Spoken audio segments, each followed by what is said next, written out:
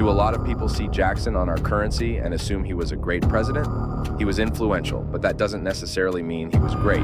Andrew Jackson, the seventh president of the United States, served from 1829 to 1837. He is often seen as a symbol of the common man and was the first self-made man and the first president who wasn't born in Massachusetts or Virginia to be elected. Born in 1767, Jackson started as a lawyer and became Tennessee's first representative to the U.S. Congress. In 1814, he was appointed Major General of American forces and became a national hero after his victory over the British in the Battle of New Orleans. This battle was significant because it marked the first major American victory over a European power without any European allies. In 1828, Jackson's inauguration was a massive celebration for the people, drawing crowds from miles away. His presidency, however, was marked by significant controversies. Up until Jackson, many presidents said that the legislature represented the people. And what Jackson said was, "No, you've got it all wrong. The president is the only person who represents all of the people. It's only the president that is elected by the people at large. And for that reason, I can be more powerful than the presidency had been up to this point."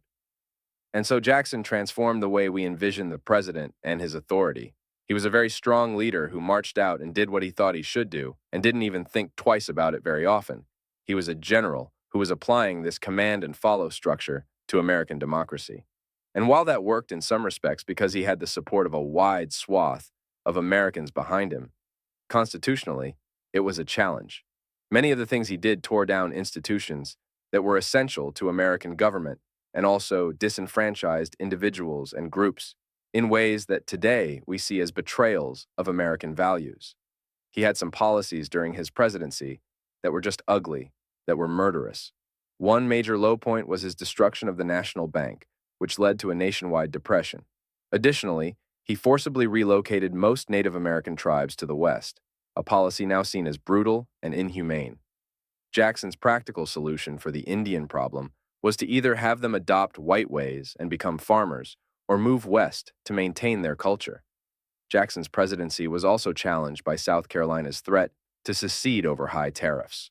Jackson responded by threatening to send 50,000 troops to enforce the Constitution, ultimately causing South Carolina to back down and saving the Union. Jackson was a contradiction. He was authoritarian in his leadership, but also spurred greater democratic participation among Americans. His policies and actions remain subjects of intense debate, making his legacy both influential and controversial. So, was Andrew Jackson a great president or merely an influential one? His story is a reminder that influence and greatness are not always the same.